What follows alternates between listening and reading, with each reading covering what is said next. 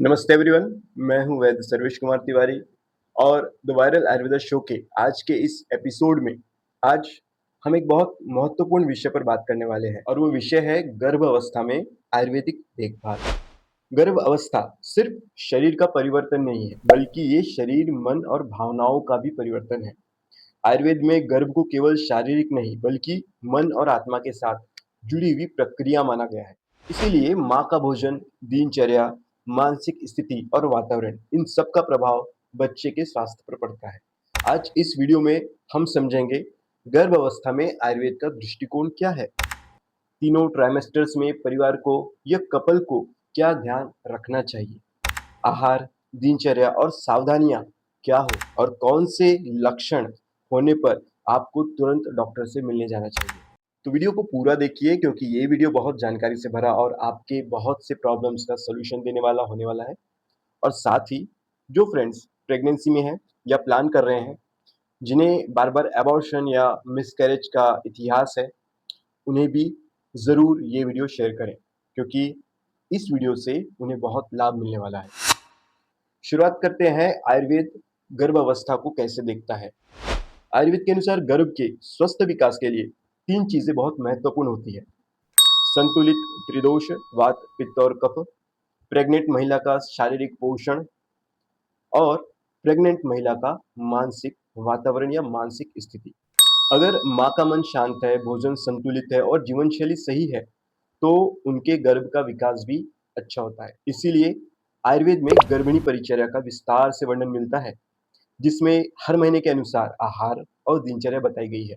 बात करेंगे पहली तिमाही, फर्स्ट ट्राइमेस्टर का, जिसका समय आपके प्रेग्नेंट होने से पहले 3 महीने का होता है। गर्भावस्था के पहले 3 महीने बहुत संवेदनशील होते हैं।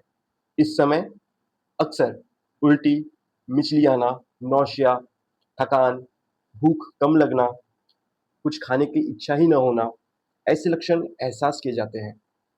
और गौर से विचार करने पर समझेगा कि ये लक्षण आपके डाइजेशन से रिलेटेड होते हैं।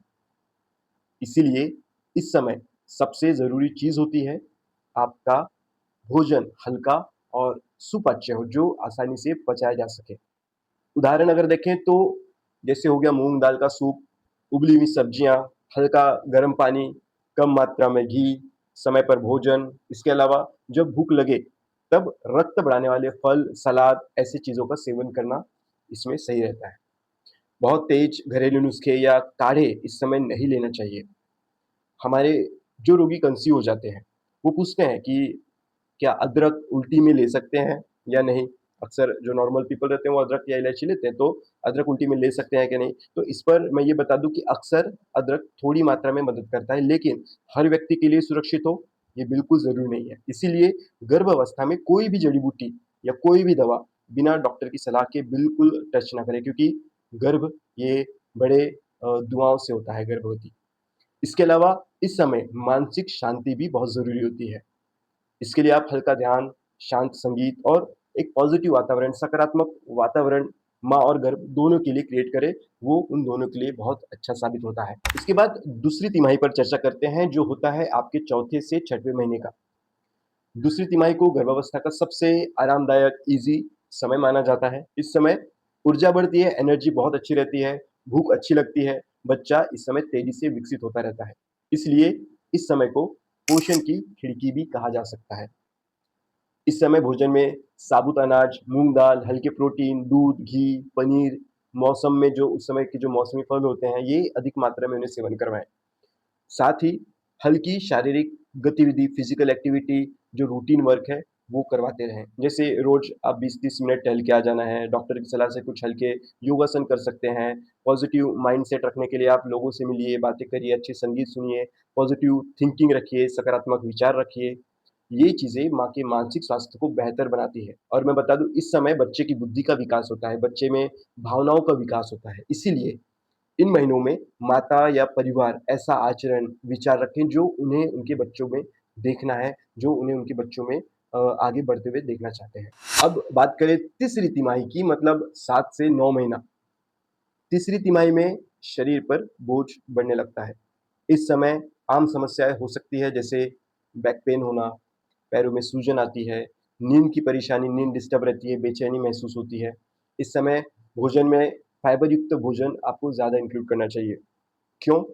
क्योंकि फाइबर युक्त से आपका जो अपान वायु है वो अनुलोम रहेगा, वो बराबर अपने फंक्शन करता है। जैसे हरी सब्जियाँ हो गई, दलिया हो गया, फल, साथ ही पर्याप्त मात्रा में आपको पानी पीते रहना है। नारियल पानी इसी समय आप ज़्यादा ले सकते हैं। और एक बात ये बता दूँ कि सोने की जो सबसे सुरक्षित स्थिति होती है, अक्सर बाई करवट मानी जाती है, लेफ्ट पोज़ीशन में। कई लोग पूछते हैं कि गर्भावस्था में तेल मालिश कर सकते हैं या नहीं? तो ज़्यादातर तो मना ही रहता है, लेकिन अगर आप थोड़ा बहुत हल्की मालिश हाथ-पैर और पीठ पर कर सकते हैं, क्योंकि बैक पेन, बॉडी पेन उस समय बहुत ज़्यादा होता है। लेकिन पेट पर ज़ोरदार मालिश नहीं करनी चाहिए। कोई भी औषधीय तेल बिना सलाह के नहीं लगाना चाहिए। सिंपल सा घर में केवल जो खोपरे का तेल है, नारियल तेल है, उसकी मालिश सेफ होती है, और वो भी केवल ज़्यादातर आप कमर या फिर बैक पे करेंगे तो ज़्यादा सेफ रहेगा। ओवरऑल गर्भावस्था में आहार के नियम बता दूँ तो गर्भावस्था में आहार बहुत महत्वपूर्ण होता है। ताज़ा और घर का बना भोजन ज़रूरी है। सुपाच्य मतलब ईज़िली जो पच सके, और जो ताज़ा गरम फ्रेश बना हुआ भोजन होता है, सीमित मात्रा में घी का यूज़ करके, जो मौसमी फल होते हैं, या पर्याप्त पानी, समय पर भोजन, और भोजन में थोड़ी बहुत मीठी चीज़ें होनी चाहिए। सावधान रहें, बहुत ज़्यादा तला भुना, फास्ट फूड, बहुत ज़्यादा तीखा, मसालेदार, प्याज़, लहसुन वाला, बिना धोकर कटे हुए जो फल होते हैं, या जो ज़्यादा कार्बोनेटेड ड्रिंक्स रहते हैं, जो मार्केट में आपको मिलते हैं। और सबसे ज़रूरी बात, किसी भी दवा, जड़ी-बूटी या काढ़े का सेवन बिना चिकित्सक के सलाह के यूज़ नहीं करना है।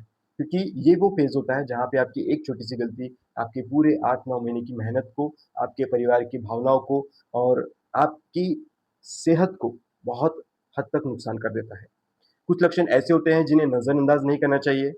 अगर गर्भावस्था में योनि से वजाइनल ब्लीडिंग हो रही हो, रक्त निकलना शुरू हो जाए, तेज पेट दर्द होने लगे, अचानक सूजन चेहरे पे, आँखों के नीचे या फिर पैरों में होने लगे, तेज सिर दर्द होना शुरू हो जाए, आँखों में थोड़ा धुंधलापन दिखाई देना शुरू हो जाए, तेज बुखार हो, बच्चे की हरकत आपको कम महसूस होने लगे, तो ऐसी लक्षण में, या फिर ऐसे आपको जो एक्सपीरियंस हो, तो तुरंत आपके जो भी नज़दीकी डॉक्टर है, पहले वहाँ जाकर उनसे कॉन्टैक्ट करें।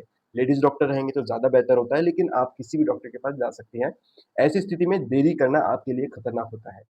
कब मैं कहूँ तो गर्भावस्था में 5 बातें सबसे महत्वपूर्ण हैं। संतुलित और सुपाच्य आहार, पर्याप्त विश्राम, हल्की शारीरिक गतिविधि, नियमित मेडिकल जाँच, और किसी भी औषधि का सेवन बिना डॉक्टर की सलाह के न करना।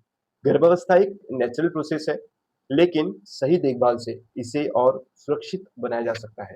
दोस्तों, अगर आपको ये जानकारी उपयोगी लगी हो, तो वीडियो को लाइक ज़रूर करें, शेयर करें, और चैनल को सब्सक्राइब करें। धन्यवाद।